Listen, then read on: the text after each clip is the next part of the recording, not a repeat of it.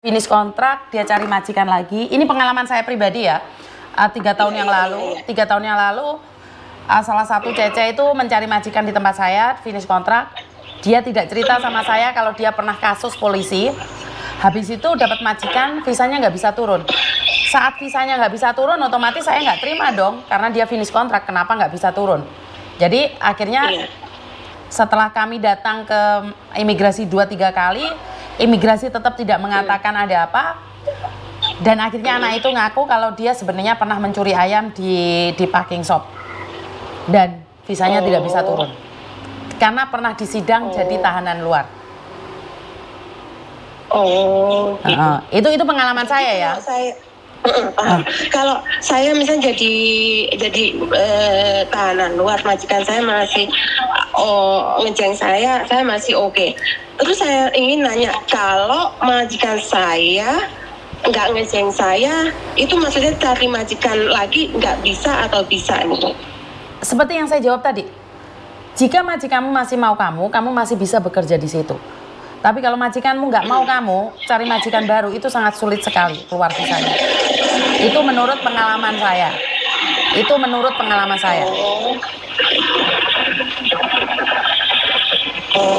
Gitu.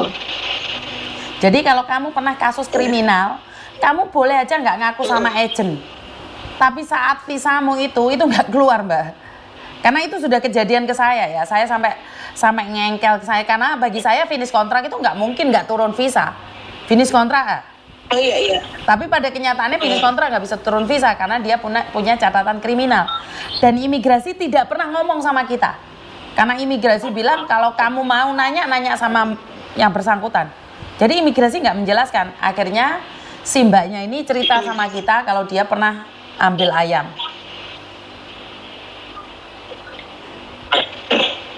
Padahal sidang sudah selesai. Tapi kalau dia dengan renew dengan majikan nggak apa-apa.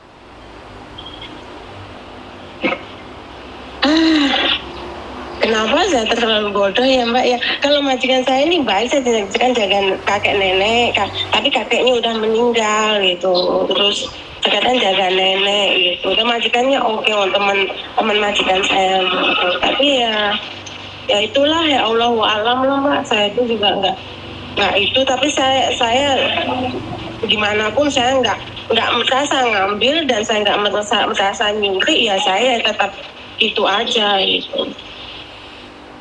Sekali lagi, sampai punya hak praduga tak bersalah. Jadi saya tidak akan menghakimi sampean. Karena itulah saya selalu katakan hati-hati. Lawang sampean nggak bisa main iPhone. Kenapa sampean beli iPhone? Ini pertanyaannya. Kan nggak masuk di logika. Kenapa sampean gadekan? Ya kenapa sampean nggak nyuruh orang itu untuk menggadekan? Bener nggak? Iya, polisi itu juga bilang gitu sama saya. Kamu itu goblok, dia bilang gitu. Polisi nggak mungkin goblok, nggak mungkin polisi ngomong bahasanya goblok. Nggak mungkin polisi. Iya maksudnya. Polisi nggak mungkin, Mbak. Saya sering dampingin mbak-mbaknya itu ke polisi. Maksudnya kalau bahasa kita gitu, tuh dia tuh mencoy, dia tuh gimana ya kalau ngomong. Itu juga pokoknya. Ini hati naasmu gitu, intinya gitu aja. Ya saya bilang apa adanya. Lah ya, kan dia butuh uang, ya suruh dia gadein. Ngapain sampean yang gadein? Sampean belinya 4.000, sampean gadein cuma 2.000, kan lucu. Sementara sampean sendiri nggak bisa pakai iPhone. iPhone ini punya aku jatuh, kalau sampean tidak tahu passwordnya, sampean pun nggak bisa buka HP saya. Iya saya tahu Mbak, tapi saya goblok, minta ampun. Ya saya nggak tahu lah Mbak, nggak tahu saya gimana itu. Jadi intinya saya ingin nanya, kan itu sama Jutke itu harus di foto paspornya gitu ya? Iya. Kasih tahu sama majikan sama itu. Iya. Atau sama itu Mbak, sama kontrak kerja itu ya? Nggak perlu kontrak kerja Mbak, saya sudah bilang visa dan paspormu, kasihkan lihat dia. Nggak perlu kontrak kerja sayang. Oh gitu. Ya mudah-mudahan cepat selesai lah Miss.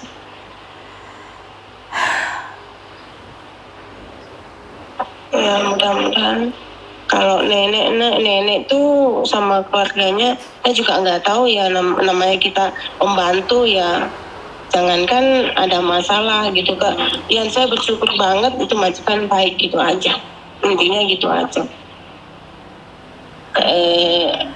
Ya itu majikan baik, jadi saya nggak begitu terlalu takut banget juga. Anaknya bilang kalau kamu memang nggak mencuri ya kamu jangan takut ya, namanya orang di sini pembantu apa di negaranya orang, walaupun kita gimana tuh ya, takut gitu loh, takut ketemu polisi tuh perasaan takut, inget yang dulu gitu. Padahal saya tuh nggak, selama 14 tahun tuh nggak pernah ini itu. Tapi ya gimana lagi gitu. Itu maksudnya. Ya udah, makasih banyak ya Miss ya. Hati-hati lain kali ya. Iya, makasih banyak. Oke. Makasih banyak. Nanti kalau memang udah selesai nanti saya kasih tahu sama Miss. Oke, Saya sip. tinggal di Lampin itu loh. Maunya saya ke kantor Miss. Miss Juni lagi di Indonesia. Iya, Koko bilang, saya tadi malam telepon, saya bilang nggak diangkat, terus telepon balik, terus saya bilang kamu siapa? Saya bilang saya takut salah orang, saya nggak pernah dengar suaranya, wajahnya, kok ngobel kamu yang ngobel saya? Iya saya ngobel, siapa yang ngobel kamu? Mungkin salah, saya bilang gitu ya, maafin, karena saya takut salah orang, gitu aja. Oke. Gitu aja. Oke. Ya udah, makasih ya Miss ya. Terima kasih. Terima kasih, bye-bye. Bye-bye. Bagaimana saya harus ngomong sama kalian?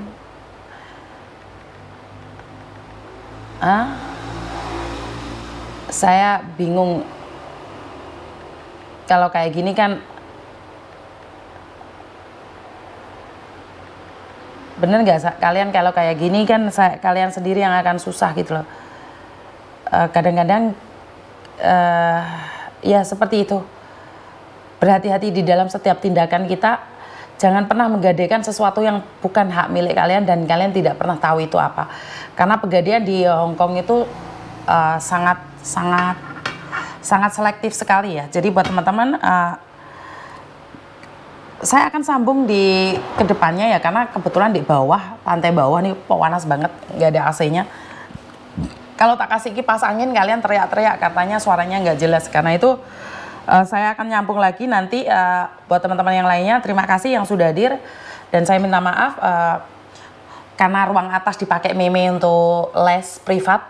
Karena itu Mbok turun ke bawah. Itu aja dari saya untuk saat ini. Kurang lebihnya saya minta maaf. Wassalamualaikum warahmatullahi wabarakatuh. Berkat Tuhan mengalir atas hidup kita semua. Semoga semua makhluk hidup bahagia dan sampai ketemu lagi nanti jam 3 sore. Dan bye-bye.